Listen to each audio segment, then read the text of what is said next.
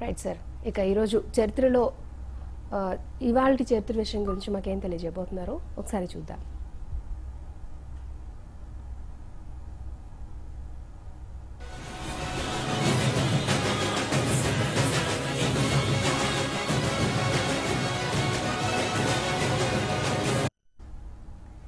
ఇవేల్టి అసామాన్యుడు గురించి మనము ముందు మాట్లాడుకుందాం. మామూలుగా అసామాన్యుడు మనం బులెటిన్ చివరిలో మాట్లాడుకుంటాం. ఈరోజు మాత్రం చిట్ట చివర ముందుగా అసామాన్యుడి గురించి మాట్లాడుకుందాం.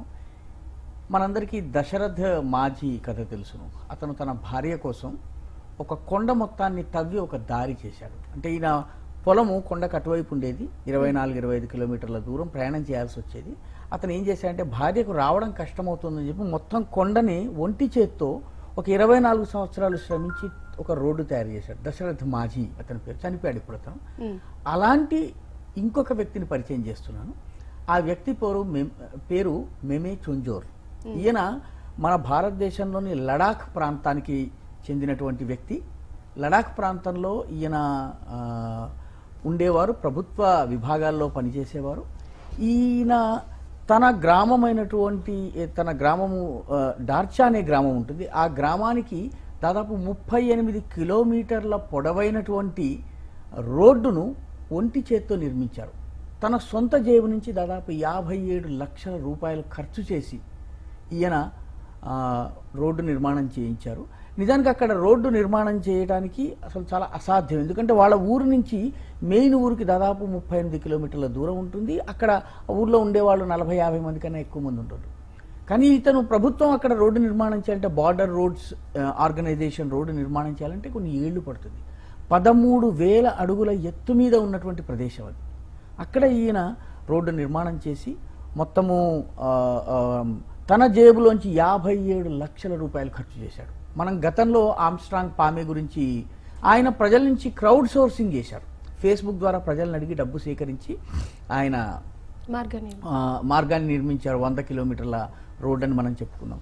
ఈయన ఈ 38 కిలోమీటర్ల రోడ్డును పూర్తిగా తన ఖర్చుతోటి, తన ఇల్లు నమ్మి, తన ఆస్తి నమ్మి, తాను ప్రభుత్వ ఉద్యోగిగా సంపాదించినటువంటి బెనిఫిట్స్ని అమ్మి మొత్తాన్ని వాటిని పక్కన పెట్టి వాటిని ఖర్చు చేసి ఈ రోడ్డును నిర్మాణం చేశారు. ఆయనకి లడాఖ్ ఆటోనామస్ కౌన్సిల్ ఈ రోడ్డు 2017లో నిర్మాణమైంది. పోయిన సంవత్సరం లడాఖ్ ఆటోనామస్ కౌన్సిల్ ఏదైతే ఉందో అది ఆయనకి సన్మానం కూడా చేసింది. ఒక సాధారణ వ్యక్తి తన గ్రామానికి రోడ్డు రావాలనుకున్నాడు.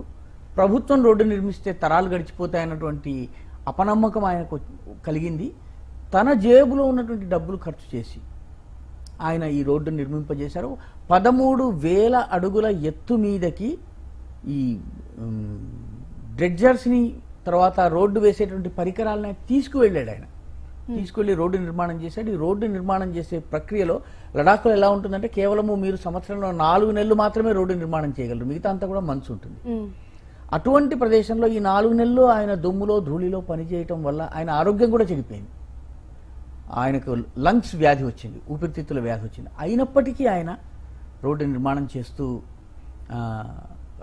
నిర్మాణం చేయించాడు. ఆయన సామాన్యుడైనప్పటికీ ఒక అసామాన్యమైనటువంటి పని ఆయన చేయగలిగారు.